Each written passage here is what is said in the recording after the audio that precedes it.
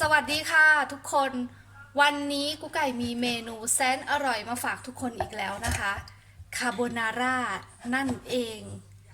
ตอนนี้นะคะผู้ช่วยเชฟของเรากำลังหั่น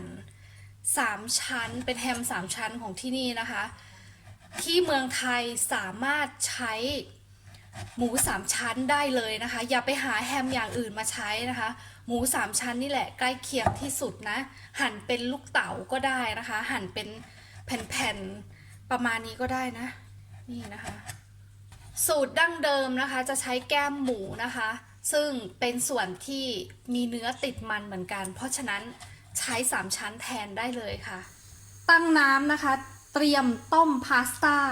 คราวนี้นะคะก็จะมาคั่ว3 ชั้นของเราระหว่างนี้นะคะจะมาเตรียมไข่กันพริกไทยเกลือเล็กน้อยเพราะว่าหมู3 ชั้นที่กุ๊กไก่ใช้เค็มอยู่แล้วนะคะพาเมซานชีสขูดนะคะใส่ลงไปแล้วก็ตีให้เข้ากันน้ำเดือดแล้วนะคะใส่เกลือลงไป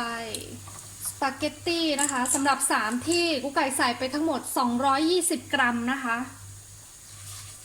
สปาเกตตี้ของเรานะคะพร้อมแล้วนะ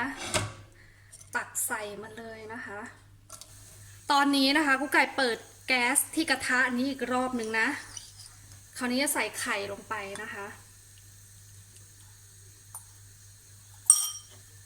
แล้วก็คน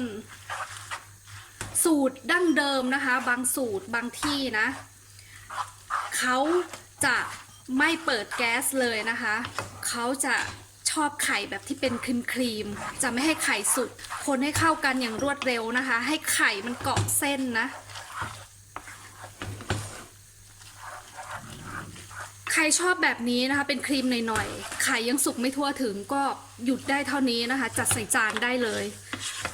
คาโบนาร่านะคะที่เราเห็นเป็นครีมนะเขาไม่ใส่อย่างอื่นนะคะคือไข่มันไม่สุกนั่นเองอร่อยไหมใช่ดูดนิ้วอีกตั้งหาก